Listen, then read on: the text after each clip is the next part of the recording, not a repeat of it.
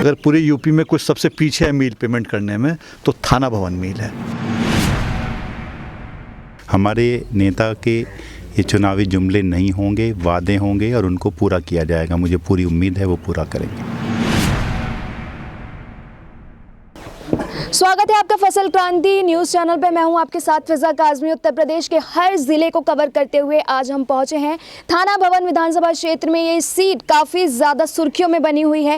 एक तरफ बीजेपी के उम्मीदवार सुरेश राणा है तो वहीं दूसरी तरफ सपा आरएलडी का गठबंधन है और इस काफ़ी ज़्यादा उम्मीदवार को लेकर यहाँ पर चर्चा भी बनी हुई थी इस सीट पर। इस बीच हमारे साथ मौजूद हैं सपा आरएलडी के उम्मीदवार अशरफ अली जी। पहले तो बहुत बहुत स्वागत है आपका हमारे इस कार्यक्रम में। सर, आपसे पहला सवाल यही है कि सपा आरएलडी के इस गठबंधन में आपकी क्या रणनीति होने वाली है? अगर आप जीत जाते हैं तो एक तरफ आपके सामने बीजेपी के कैंडिडेट भी हैं जो लगातार विधायक बन चुके हैं 2 बार। क्या चुनौतियाँ मान रहे हैं आप? देखें, सबसे पहले तो मैं ये बताता हूँ 2012 में हमारा और उनका चुनाव हुआ था और 265 वोटों से हमारी डिफीट हुई थी। मैं उस वक़्त राष्ट्रीय लोकदल और कांग्रेस के गठबंधन से था, वो बीजेपी से लड़े थे, तो इतना कोई बहुत बड़ा मार्जिन नहीं था। तब हम और वारिस भाई हमारे बैठे हैं, पूर्व विधायक हैं। आप बसपा से लड़े थे, मैं राष्ट्रीय लोकदल और राष्ट्रीय लोकदल और कांग्रेस के गठबंधन से लड़ा था। तो उस वक़्त 265 वोटों की से हमारी सिर्फ डिफीट हुई थी और अब हम लोग साथ हैं। हम एक प्लेटफॉर्म पे हैं, एक पार्टी में हैं और आप देख रहे हैं किस तरह से मेरे साथ घूम के हमारे भाई वारिस साहब और हम एक होकर चुनाव लड़ रहे हैं। मुझे उम्मीद है कि हम जो है बड़ी जीत हासिल करेंगे, इसमें कोई शक नहीं। पिछली बार जो वोट कहीं ना कहीं डिवाइड हो गए थे सर, हमारे साथ आप भी मौजूद हैं, पूर्व विधायक रह चुके हैं थाना भवन विधानसभा क्षेत्र से, तो जो वोट जो डिवाइड हुए थे उसका इस बार कितना ज़्यादा फ़र्क पड़ सकता है? देखिए, पिछली बार का जो चुनाव था 2017 का, उसमें भी डिवीज़न ऑफ वोट रहा, इसीलिए बीजेपी जीत गई है।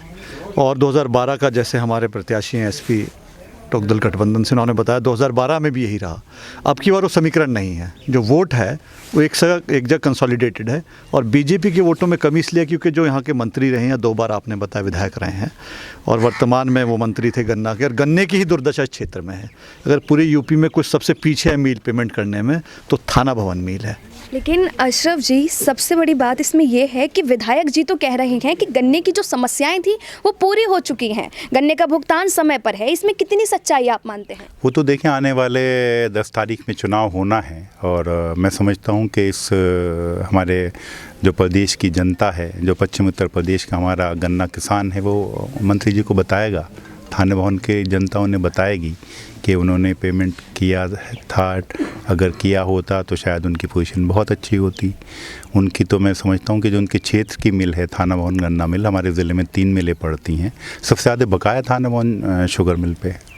अगर इस बार सपा और आरएलडी की ये सीट जीत जाते हैं और एक बार जो ये भाजपा की लहर है वो थम जाती है, तो किस तरीके का बदलाव होगा आपकी सरकार आने के बाद? और क्या सबसे पहले आप इस थाना भवन क्षेत्र की बात करें, सबसे पहले तो जो समस्याएं हैं उसका निपटारा कैसे किया जाएगा? देखिए फिजा जी, क्योंकि प्रत्याशी हमारे ये अशरफ साहब हैं। आप सहयोग तो कर रहे हैं ना? हाँ, नहीं, मैं बता रहा हूँ क्योंकि ये हैं और मुझे उम्मीद है, मतलब उम्मीद क्या है, मैं निश्चित हूँ कि ये जीत रहे हैं चुनाव। और जैसे आप देख रहे हैं क्षेत्र में समस्या कहूँ, 10 साल से निरंतर विधायक हैं, सड़कों की क्या पोजीशन है और यहाँ पर कैश क्रॉप जो मेन है गन्ना, उसकी सबसे ज़्यादा दुर्दशा आप देखिएगा, क्योंकि यहाँ गन्ने से ही किसान जुड़ा है, मजदूर जुड़ा है। जो मजदूरी का काम है वो भी किसान से लगा हुआ काम है, ईख की बंधाई का है, ईख की खुदाई का है। जब किसान के पास पैसा नहीं है तो मजदूर के पास पैसा नहीं है। तो उम्मीद आप ये रखिए कि यहाँ पर हमारे पार्टी के जो राष्ट्रीय अध्यक्ष हैं जयंत चौधरी जी, उन्होंने 22 के 22 संकल्प दिए हैं। जैसे कि बिजली का है मामला कि बिजली के जो रेट हैं वो कम होंगे, कुछ यूनिट बिजली फ्री दी जाएगी, किसानों का जो गन्ना बकाया है वो उसका भुगतान जो है बिल्कुल समय से होगा। ये सारी चीज़ें हैं, जो बुनियादी सुविधाएँ हैं जैसे कि शिक्षा की है और स्वास्थ्य की है, उन पर हम लोग ध्यान देंगे। सरकार गठबंधन की बनने के बाद अभी तमाम तरह के वादे जनता से किए जा रहे हैं, लेकिन आपको क्या लगता है कि ये महज चुनावी वादे तो नहीं हैं?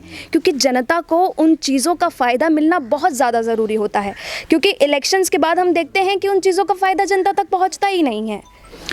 नहीं, देखिए, हमारे नेता माननीय जयंत चौधरी जी ने कहा है कि जो हम वादे कर रहे हैं उनको पूरे करेंगे और उन्होंने अपनी स्पीचेस में हर जगह, क्योंकि रिलीज़ तो बहुत ज़्यादा नहीं हुई आपकी मेरठ में और जहाँ जहाँ भी दबथुआ में जो हमारी रिलीज़ हुई थी, उसमें उन्होंने मतलब खुल के कहा है कि हम वो ही वादे कर रहे हैं जिन्हें पूरे करेंगे, भाजपा के लोगों की तरह नहीं कि आज हमने वादे किए और कल को बाद में जो इलेक्शन के बाद में कहते हैं कि तो चुनावी जुमले थे।